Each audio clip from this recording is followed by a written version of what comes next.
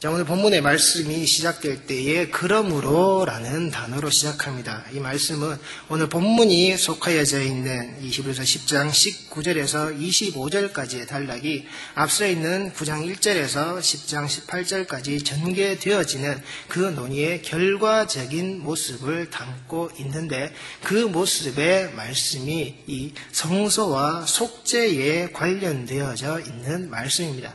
성소에서는 다시는 죄를 사하기 위하여서 그 어떤 제물이 드려지는 더 이상의 제사가 필요 없다라는 말씀을 담고 있습니다.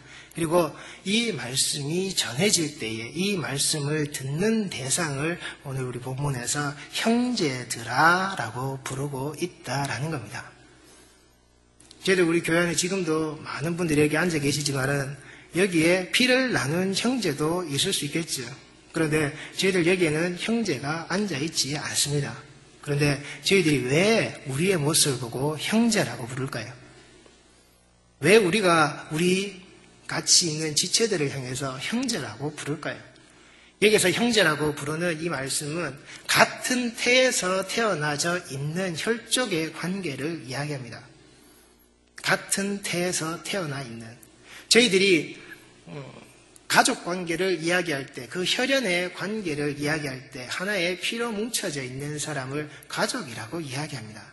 그리고 그 가족이 뭉쳐져서 한 밥상에서 하나의 음식으로 그 자기들의 식사를 나눌 때 그 사람들을 식구라고 이야기합니다. 자, 그렇다면 왜 우리가 형제가 될까요? 우리는 누구의 피를 가지고 있을까요? 예수의 피를 가진 자라는 겁니다. 자, 그렇다면 우리는 무슨 양식을 먹고 있을까요? 예수라고 하는 그 양식을 똑같이 먹는 자라는 겁니다. 그래서 우리는 우리 모든 자들을 부를 때 형제라고 부르는 겁니다. 남이라고 부르지 않고. 그 형제들이 모여있는 공동체가 바로 이 교회라는 자리다라는 사실입니다. 그래서 이 말씀을 들릴 때 형제들아라고 부르고 있다라는 사실입니다. 그리고 이 형제들이 나누고 있는 그 자리는 단순히 우리끼리 모여서 우리의 이야기를 하고 우리의 자랑을 논하고 우리만의 시간을 보내는 것이 아니라 오늘 본문의 말씀 속에 우리가 예수의 피를 힘입어 성소에 들어갈 담력을 얻었다라는 겁니다. 여기서 이 말이 이루어지기 위해서는 한 가지의 조건이 먼저 이루어져야 되는 겁니다. 어떤 것이냐? 그 성소에 들어올 수 있는 말씀을 가진 자, 그 복음을 가지고서 이 자리에 찾아올 수밖에 없는 자, 그 복음의 진보가 이루어진 자들이 여기에 모여져 있다라는 겁니다. 그래서 목사라는 자로 여기에 서 있는 게 아니라, 가르치는 자로 여기에 서 있는 게 아니라 여러분과 다 함께 형제라는 이름 아래에서 그 복음의 진보를 이루어 나가기 위해서 우리는 이 자리에 함께 있다라는 겁니다. 그래서 빌립보서 1장 12절 말씀을 보시면은 형제들아 나의 당한 일이 도리어 복음의 진보가 된 줄을 너희가 알기를 원하노라. 여기서도 마찬가지예요. 사도 바울이 이 빌립보 교회 교인들을 향해서 형제들아라고 부르고 있습니다. 물론 바울이 이 빌립보 교인들과 개인적인 친밀감이 참 좋기도 했습니다. 그런데 바울은 이 말씀을 전하면서 자기의 형제로서 자기와 관계되어져 있는 이 하나님과 관계되어져 있는 예수와 관계되어져 있는 자들로 그들을 먼저 불렀다라는 겁니다. 그러면서 그들에게 말하기를 내가 지금 당한 이 일이, 바울은 자신이 당한 일을 이야기할 때에 바울이 지금 처해 있는 환경은 아주 좋은 자리에서 말하고 있지 않습니다. 바울은 지금 감옥에 갇혀져 있는 상태에서 이 편지를 남기고 있습니다. 바울이 이 말을 하고 있는 이 순간의 일들, 이 나에 당한 일들이라는 것은 바울이 정말 겪어내 놓은 일을 말하고 있는 겁니다. 그래서 바울이 지금 그 일들을 겪어내면서 현재 지금 자신이 당하고 있는 그 상황을 말하고 있는 겁니다. 바울이 어떤 일들을 겪어냈습니까? 그 바울의 생애와 그 바울의 삶을 살펴보면은 바울이 정말 성공하고 정말 좋은 자리로 나아갈 수 있는 삶의 자리에 있었습니다. 그런데 바울은 그 삶을 쫓아가지 않고 그 삶의 정반대의 방향으로 돌아서서는 자신이 핍박하고 자신이 억압하고 자신이 죽이려고 하던 자들의 자리에 들어가서 이 복음을 전했고 그 복음을 전하는 시간 중에 바울은 감옥에 갇혀 있었다라는 겁니다. 그래서 지금 바울은 자기 형제들에게 말하는 겁니다. 나의 지금 당한 이 일, 내가 지금 이때까지 겪어서 지금 내가 감옥에 갇혀 있는 내 현실의 지금 이 모습이 바울은 그것이 도리어 복음의 진보가 되었다라고 말합니다. 여기에서 도리어라는 이 말은 단순히 비교해서 어떤 좋은 것을 선택했다라는 것이 아니라 더 나은 것을 내가 추구해서 지금 여기에 있다라는 것이 아니라 우선순위의 일 자체가 바울의 삶에서 바뀌어져 버렸다는 겁니다. 바울의 삶에서 가장 우선순위가 되었던 게 어떤 것이었습니까? 바울의 삶의 우선순위는 사울의 삶이었습니다. 그런데 그 사울이 바울로 그 삶이 바뀌어졌습니다. 그리고 그가 그 사울로 살아갈 때는 예수 믿는 자들을, 예수 전하는 자들을 죽이는 자의 삶을 살았다라는 겁니다. 그런데 그가 그 삶의 우선순위를 어떻게 바꿨습니까? 예수 믿는 자를 잡아 죽이는 게 아니라 자기가 예수 믿고 예수 전하는 자리로 그의 삶의 순위가 바뀌어버렸다는 겁니다. 처음에는 그가 알고 있던 율법의 지식의 자리였다라고 한다면은 이제는 아닌 그 믿음에 예수 믿는 복음 전하는 자의 자리로 그가 바뀌어졌다라는 겁니다. 그리고 그가 예수를 핍박하고 예수를 죽이려고 했을 때는 분명 그는 자유인이었습니다. 어디든지 마음 놓고 활보할 수 있는 로마의 시민권을 가지고 있는 그는 자유인이었습니다. 그런데 그가 예수 믿고 예수를 전하기 시작해서 그의 삶의 우선순위가 바뀌었을 때 지금 바울은 자기 자리가 감옥 안이라고 말합니다. 그의 자유는 박탈당하고 그의 자유는 잘려져 나가고 그는 죄수가 되었다는 겁니다. 감옥에 갇혀 있는 자로 그의 삶의 우선순위가 바뀌어져 버렸다라는 겁니다. 그래서 그 바울은 자신의 투옥이 이 감옥에 갇혀져 있는 것이 정말 하나님께서 자기를 이끄셔서 여기에 두신 것이기 때문에 내 삶은 그 전보다 더 낫다라는 것을 이 도리어라는 표현 속에 담고 있는 겁니다.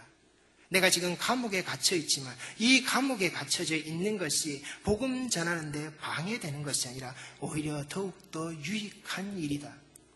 바울을 알고 있고 바울을 걱정하는 교인들의 생각과는 정반대의 말을 하고 있다라는 겁니다. 여러분들 생각해 보십시오. 감옥에 갇혀져서 자유가 없는 자, 그 자유가 억압되어져 있는 자가 무엇을 할 수 있을까요? 그런데 바울은 그렇지 않았다는 겁니다. 바울이 그 뒤에 하는 말입니다. 나는 복음의 진보를 이루었다라고. 복음의 진보가 내게 있었다라고. 여기에 이 진보라고 하는 말은 이 복음을 강조하는 말로서 자기 앞에 놓여져 있는 무언가를 엎드려 쓸어서 없애버리는 것을 말합니다. 찍어버리는 걸 이야기합니다. 자기 자신의 그 앞길에 놓여있는 장애물을 치워버리는 걸 말하는 겁니다. 그래서 그 당시 로마의 공병대가 이 말을 잘 사용했었고, 그리고 이 말이 시작되는 것이 개척자나 군대가 자신들이 진군하는 길에 있어서 자신들이 명령받아서 나아가는 길에 있어서 어떤 장애물이 놓였을 때 그걸 깡그리 치워버릴 때 쓰는 말입니다. 그리고 그것을 치우라고 명령받았을 때 그 명령대로 수행할 때 이 진보라는 단어를 사용합니다. 그래서 그것을 저희들이 성경에서 차용할 때 이 말씀을 쓸 때는, 이 단어를 쓸 때는 성도가 하나님의 힘에 의하여서 자신들을 가로막고 있는, 자신이 그 복음의 길로 나아가는 데 있어서 가로막혀져 있는 것을 없애버리는 것으로서 성경에서는 사용하고 있다는 겁니다. 여기에 중요한 것이 군인이 명령을 받듯이 성도는 하나님의 힘에 의해서 이 일을 처리한다라는 겁니다. 바울이 지금 감옥에 갇혀서 복음의 진보를 이루고 있는 것은 하나님의 힘에 의하여서 이 일이 이루어지고 있다라는 겁니다. 자, 왜 바울이 이런 말을 했을까요? 여러분들 이때의 시대 상황을 조금 살펴볼 필요가 있습니다. 로마라는 절대 권력이 그들을 다스리고 있었습니다. 로마는 황제를 신으로 섬기는 족속들이었습니다. 그래서 그 신으로 섬기는 그 황제를 거부하는 자들을 처단하는 것들이 그들의 일이었습니다. 예수께 사람들이 찾아왔습니다. 세금을 내야 될까요? 말아야 될까요? 예수께서 하시는 답변이 만약에 나라의 세금을 내지 않아도 된다라고 하면 그 예수를 나라의 법으로 처단하기 위해서 예수를 찾아왔었습니다. 그만큼 예수께서 전하실 때에도 국가 권력에 대항할 수 있는 꼬투리를 잡으려고 했던 만큼 바울이 복음을 전한다고 할 때에도 그만큼 장애 요소가 많았다는 겁니다. 그런데 바울이 그 국가 권력의 중심부에 들어가 있었다는 겁니다. 무엇으로? 죄수로. 그 군인들이 바울이 감옥에 수감되어져 있을 때 그 바울을 지키는 자들이 누구였을까요? 바울의 곁에는 그 군인들이 있었다는 겁니다. 그 나라의 권력의 핵심을 가지고 있는 군사력이 바울 곁에 있었다는 겁니다.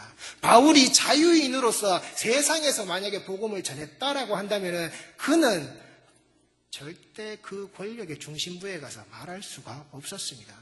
그런데 그가 죄수로서 그의 자유가 잘려나가버리고 감옥에 갇혀있는 상태에서는 하나님의 말씀을 정말 자유롭게 그들에게 전했다는 겁니다. 왜? 그 군인들은 바울을 감시해야 되니까요. 그 바울 곁에서 떠날 수가 없으니까요. 그 바울을 신문할다 할지라도 그 바울은 항상 그들 곁에 머물 수밖에 없으니까요. 그때 바울이 무엇을 했겠습니까? 말씀 전하는 일밖에는 안 했다는 겁니다.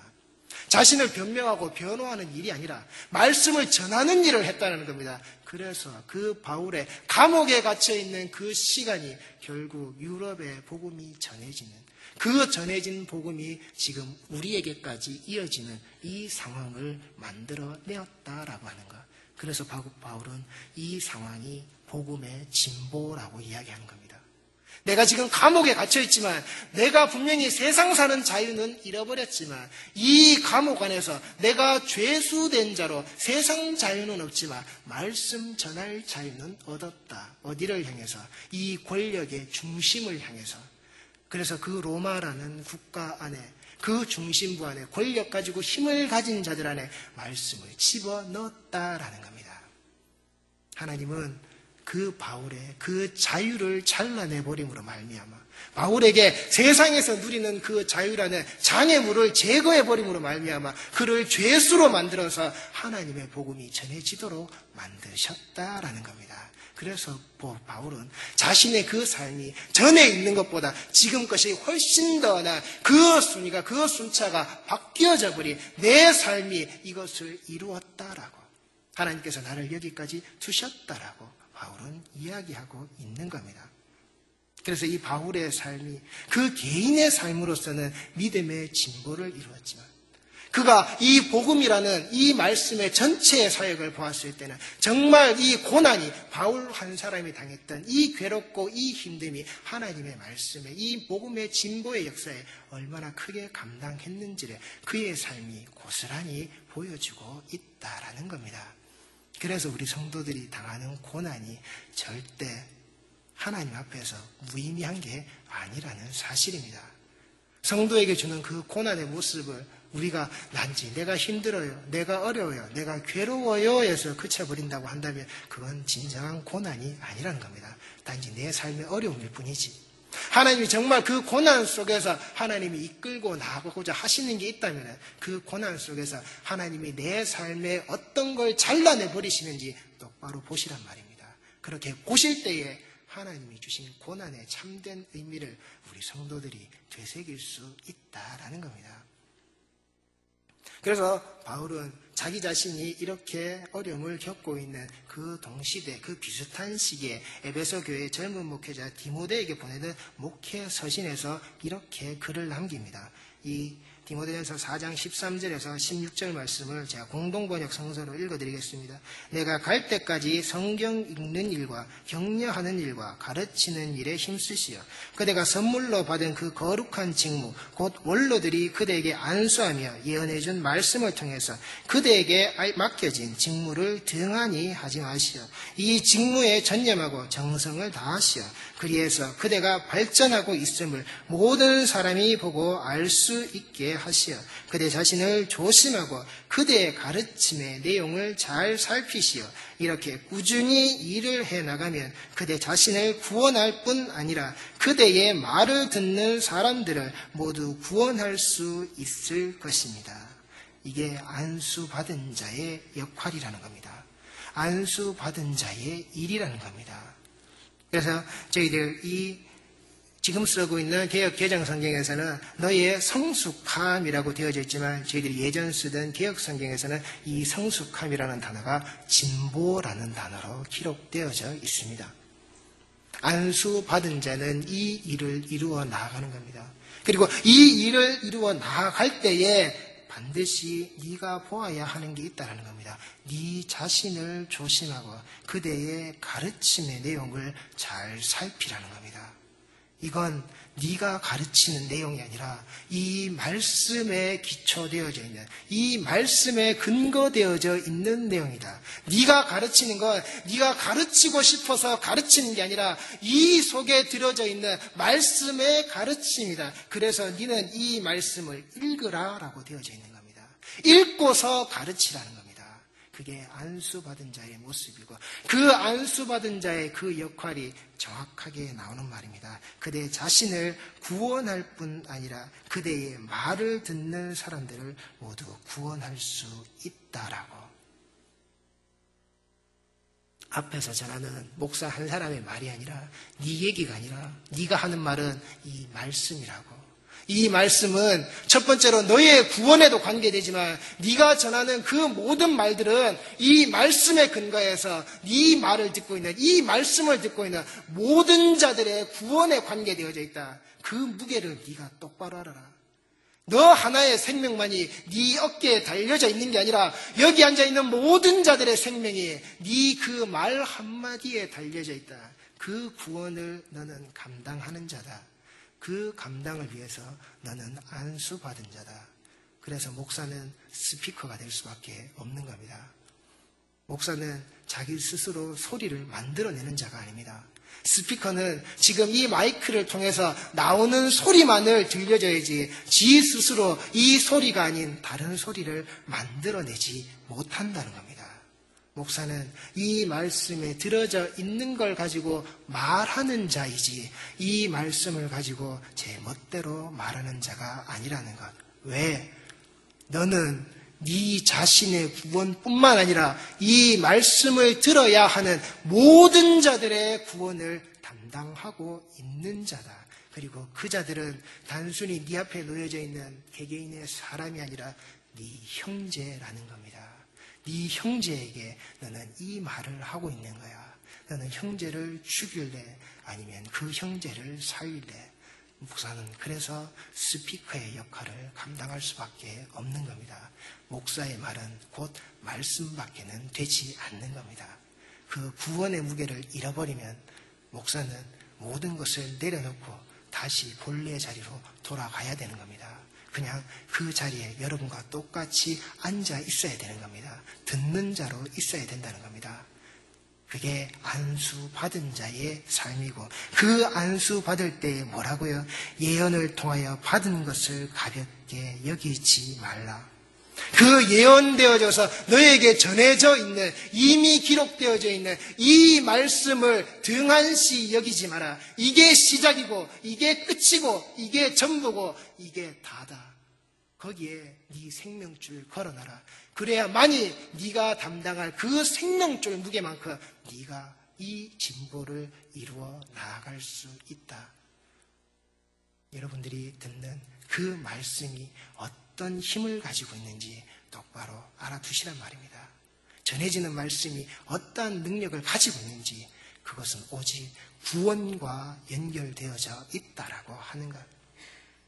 그래서 그 구원이 바울은 되었다라고, 이 복음의 진보를 통하여서 되었다라고 말할 때 이 복음의 진보의 확실성을 바울은 이야기하는 겁니다. 내가 전하고 있는 이 말씀은 반드시 하나님의 말씀 밖에는 되지 않는다라는 확실성을 가지고서 그는 그의 형제들에게 말하고 있는 겁니다. 내가 하나님의 말씀 외에는 다른 것은 너희들에게 말하지 않는다. 그게 복음이다. 그러면서 바울이 얘기합니다. 너희가 더욱더 알기를 원한다고. 여기에서 안다라고 하는 이야기는 그냥 단순히 여러분들이 제가 지금 하는 얘기를 들어서 안다는 게 아니라 그 삶에서 경험되어진, 그 삶에서 체험되어져 있는 지식을 이야기하는 겁니다.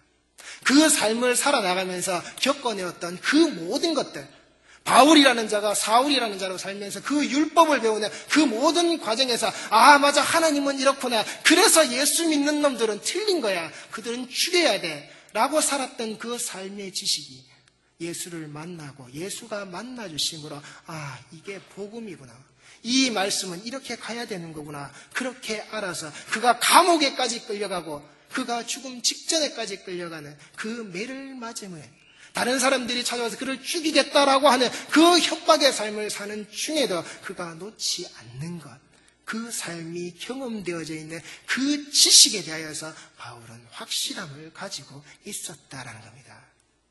그러면서 그 이야기를 우리에게 하는 겁니다. 원한다라고. 누가? 너희가.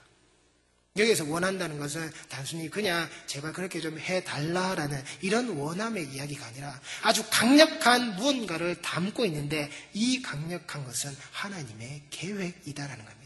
하나님의 계획과 하나님의 작정 속에서 되어진 이 일들이 고스란히 너희들도 감당되어지기를 바울은 원한다라고 이야기하는 겁니다. 즉 바울이 지금 우리에게 말하고 있는 것은 나 혼자 감옥에 갇히고 자유가 억압되는 이 삶을 사는 게 아니라 내가 전하는 내 형제들아, 이 말씀을 듣는 너희 모든 자들아, 너희들의 삶 역시도 똑같이 나와 같은 경우를 밟아야 한다. 하나님 앞에서 네 자유가 아닌 하나님의 자유를 가진 자로서 네가 어디든지 들어갔을 때 너는 그것을 감당해야 된다. 그게 네 삶에서 너의 체험으로 반드시 드러나야 한다. 이게 하나님의 계획의 일부다라고 하는 거예요. 그래서 어떤 목적이나 어떤 계획을 세웠을 때 거기에 선별되어지는 아주 중요한 것을 이야기할 때 이 말을 쓴다라는 겁니다. 오직 하나님의 계획에 의하여서. 그래서 하나님이 세우신 그 계획에 일을 하는 자들은 대가성이 없다라는 겁니다. 여러분들이 하나님의 일을 했습니다. 그런데 그 대가가 감옥에 죄수로 갇히는 일입니다. 형장의 이슬로 사라지는 일입니다. 그걸 대가라고 이야기할까요? 아니요. 그건 대가라고 이야기하는 게 아니라 그걸 구원이라고 이야기하는 겁니다. 하나님이 그 세우신 계획 안에 나를 거기까지 끌고 가실 때에는 하나님의 구원의 섭리가 들어져 있는 것이지 인간의 계획이나 인간의 생각이 만들어지는 게 아니다라고 하는 것. 그 구원사에게 제발 내 형제들아 너희들도 똑같이 들어와 지기를 원한다. 그런데 나의 원함은 단지 너희가 앉아서 듣는 게 아니라 나와 같은 죄수의 자리에서 똑같이 그 일이 감당되어지는 것을 너희들도 해봐라. 너희 삶에서 겪어내라. 그 겪어내는 지식을 통하여서 하나님을 알아라. 하나님을 말해라. 하나님을 전해라. 그래서 바울은 이 빌립보서 1장 20절에서 이렇게 이야기합니다. 나의 간절한 기대와 소망을 따라 아무 일에든지 부끄러워하지 아니하고 지금도 전과 같이 온전히 담대하여 살든지 죽든지 내 몸에서 그리스도가 존귀하게 되게 하려 하나니 이는 내게 사는 것이 그리스도니 죽는 것도 유익함이라고.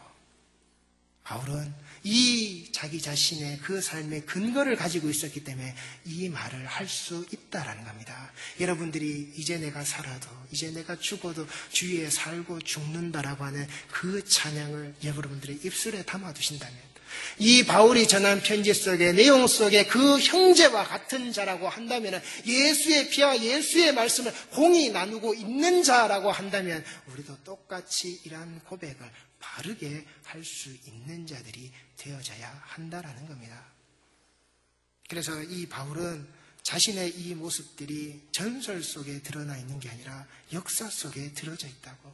예수는 전설 속의 인물이 아니라 그 역사 속에 현존한 인물이라고. 그 역사 속에서 반드시 살아서 우리에게 이 말씀을 건네주신 자라고. 그래서 바울은 이 옥중에서 자신이 처해 있는 이 환경이 정말 너희들이 생각하기에는 불쌍하고 안타깝고 답답하겠지만, 그러나 하나님 편에서는 그렇지 않아. 이 복음의 진보가, 이 복음의 확장성이 이 속에서 하나님이 하시는 일이 얼마나 큰지 알아. 너희들 성도들아, 제발 알아다오.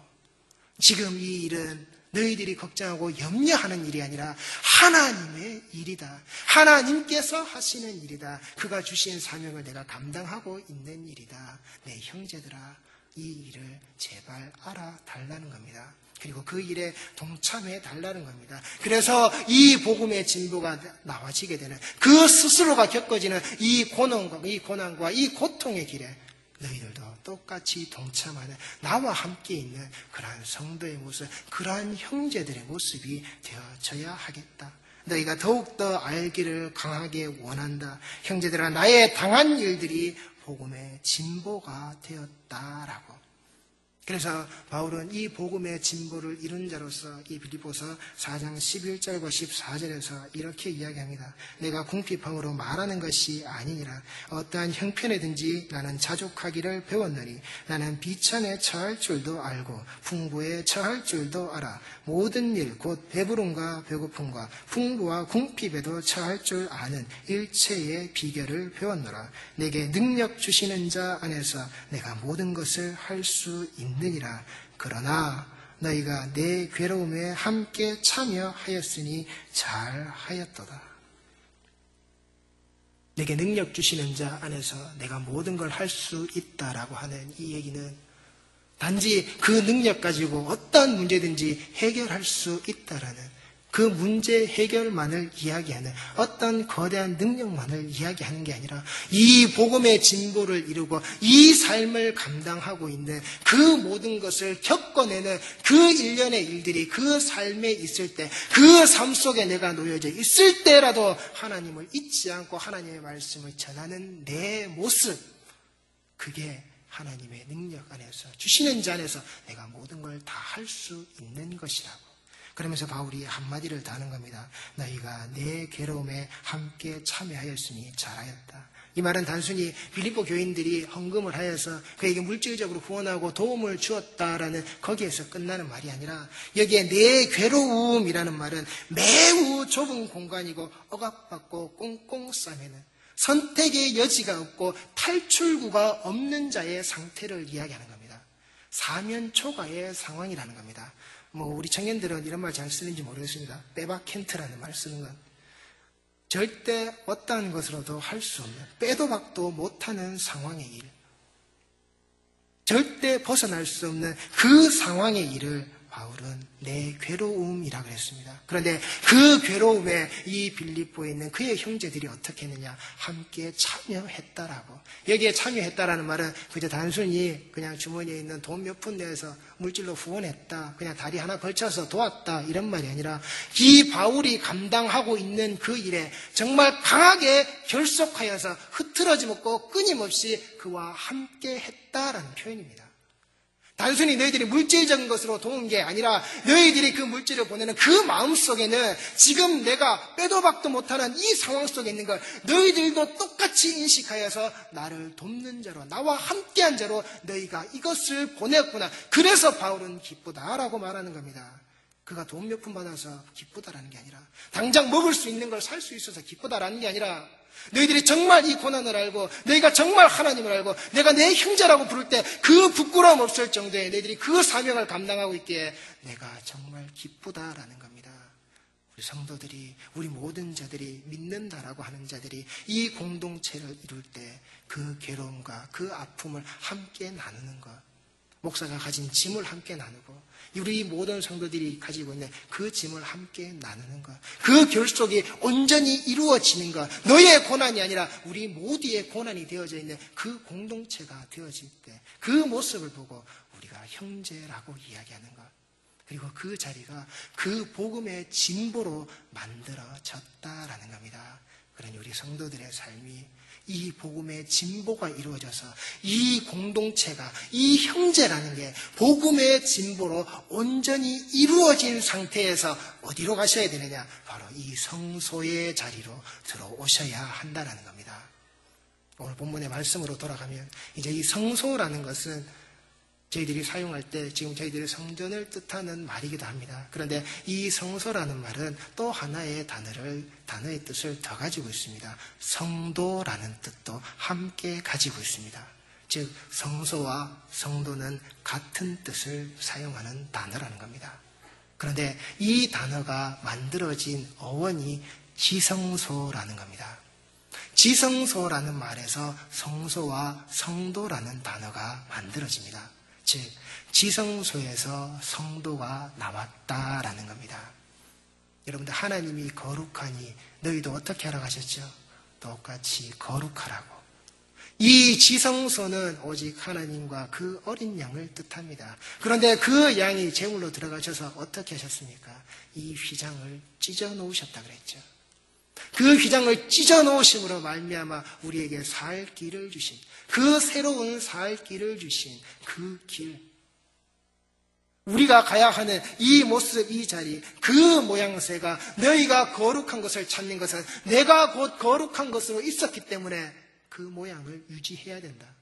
예수라는 그 교회의 머리 된 자가 거룩하니 그 몸된 너희들도 똑같이, 이 지체되어져 있는 너희들도 똑같이 너희들도 거룩해야 된다.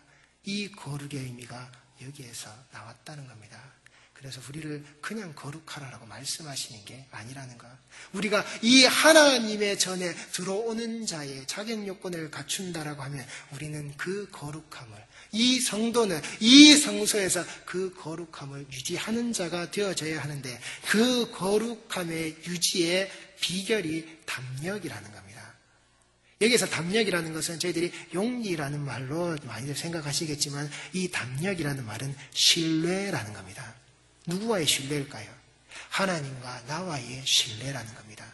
예수와 나와의 신뢰라는 겁니다. 나를 위해서 죽으신 그 예수와 나와의 관계의 신뢰라는 겁니다. 그래서 그 신뢰를 가지고 있는 자에게 내가 증인으로 남아서 이 성소에 들어오는 자라는 겁니다. 여러분들, 법정에 증인으로 나설 때 그 증인이 어떻게 들어가죠? 어떻게 하면 내가 이 법의 심판을 내가 받을까 두렵고 떨면서 들어가나요? 아니죠. 내가 하는 증언으로 말미암아 그 정의를 똑바로 세우기 위해서 증인은 그 자리에 들어간다는 겁니다. 즉 증인은 그 자리에 당당하게 들어간다는 겁니다. 여기에 담력이라는 것은 바로 이 당당함을 이야기하는 겁니다. 너희가 이 당당함을 가질 수 있는 것은 하나님과의 관계에서 속임이 없는 자의 관계라는 겁니다. 그래서 그 당시에 헬라 사람들이 이 말을 쓸 때 서로 간의 개방적인 그 관계 안에서 감추거나 거짓을 말하거나 사기를 치는 관계가 아니라 정말 솔직하고 정말 정직하게 자기 자신을 내어보낼 때 이 단어를 썼다라는 겁니다. 그래서 그것을 성경에 차용해서 쓸 때 이 성소에 들어오는 자들은 하나님께 대하여서 거짓 없고 하나님께 대하여서 그 증인의 역할을 당당하게 감당할 수 있는 자가 여기에 들어온다라고 그렇게 성경에 기록되어져 있는 겁니다. 여러분들이 당당하게 여기에 들어오게 할 수 있게끔. 그래서 하나님이 우리에게 주셨다라고 하는 이 당당함은 오직 그리스도의 피밖에는 이 일을 감당하지 않는다라는 겁니다. 그래서 그 피를 힘입어서 우리가 여기에 들어온다라고 하는 것, 우리가 여기 피를 힘입다라고 하는 것은 단순히 그냥 하나의 저희들이 눈에 보이는 어떤 그런 피가 아니라 이 피라는 단어 속에는 살해당한 자의 피를 이야기합니다. 폭력에 의하여서 죽임당한 자의 피를 이야기합니다. 그냥 단순히 그냥 상처가 나서 흘려지는 피가 아니라 내 몸속에 흐르는 그냥 그런 피를 얘기 아니라 죽임당한 자의 피, 살해당한 자의 피, 맞아 죽은 자의 피가 여기에 발려져 있고 여기에 뿌려져 있고 그 피를 통하여서 성도는 이 성소에 들어올 수 있는 당당함을 가졌다라고 하는 것. 그 얘기는 여러분들이 예수의 피에, 우리 모든 자들이 그 피의 주인공이 되어져야 한다라는 겁니다. 여러분들 우리 모습을 잘 보십시오. 그 피의 주인공이 되지 못한 자들이 지금 다 어디가 있습니까? 여기가 아파야 하는 겁니다. 왜 내 형제들이 여기에 없는지 우리 모두는 여기가 아파야 되는 겁니다. 왜 여러분들과 만나서 그냥 흩어지는, 그냥 셀 가족 셀 식구 모여서 그냥 단지 얼굴 보고 그런 게 아니라 이 말씀 속에 무엇이요? 여러분들이 여기 앉아있는 무엇이요? 우리가 드려지는 예배 무엇이요? 구원의 문제가 여기에 걸려져 있기 때문에 우리는 여기가 아파야 하는 겁니다. 하나님 앞에 내 여기를 내어놓고 두들겨야 되는 겁니다. 어디 갔느냐라고. 그 피를 가지고 있어야 하는 자들이 어디 갔느냐고. 그 살해당한 자의 피를 덧입은 자들이 있어야 하는데 어디로 갔느냐고. 그는 그것을 위해서 죽었는데 왜 우리는 그것을 또 잃어버렸느냐고. 우리는 그걸 찾아야 하는 겁니다. 우리 주변에, 우리 옆에 있는 그 사람들을, 그 성도라고 불릴 수 있는 사람들을 우리는 찾아야 하는 겁니다. 그 성도의 이름이 얼마나 귀한 이름인데요. 지극히 거룩한 곳에서 나와져 있는 그 지극히 거룩한 자를 부를 때 성도라고 부르는데 그 이름이 얼마나 좋은 이름이고 귀한 이름인데 그 자들이 지금 다 어디가 있느냐고요. 무엇하러 나가 있느냐고요. 우리의 아픔을 그들이 알아야 되고 또한 그들의 그럴 수밖에 없는 아픔을 또한 우리가 알아야 되겠죠. 그래서 그들이 우리와 함께 예배드리는 이 형제의 공동체가 우리 안에 온전히 이루어져야 한다라는 겁니다. 무엇 안에서? 예수의 피 안에서. 그가 살해당해서 흘린 그 피 안에서, 그가 맞아 죽은 그 피 안에서 우리는 그 일을 회복시켜야 한다라는 겁니다.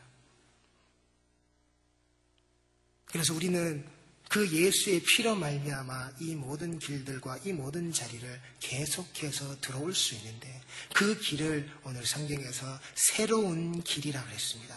여기서 새로운 길이라는 것은 무엇 앞에 죽었다라는 이야기입니다.